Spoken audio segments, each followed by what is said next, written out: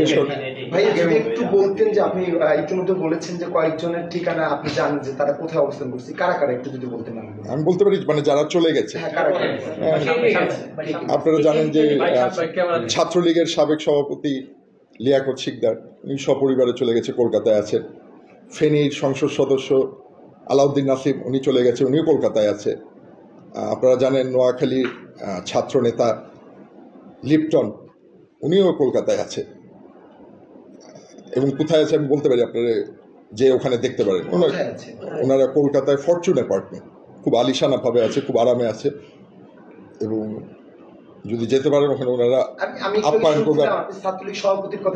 ছাত্রলীগের সভাপতি এবং ইনান 4 তারিখ রাত্রে চলে গেছে, ওনাদের নেত্রী যাওয়ার একদিন আগে। বাকিদের যাদের কথা বললাম তারা সবাই গেছে 5 তারিখের পরে, 5-6।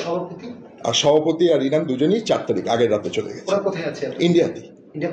সেটা আমি ওরা কলকাতা ওই বিল্ডিং আছে নাকি সেটা জানি না। ইন্ডিয়া হাসান মাহমুদের তো বললাম শোনা, ওইটা আমি শিওর ভাবে বলতে পারবো না। এগুলো শিওর না হলে আমি বললাম কেমনে ভাই?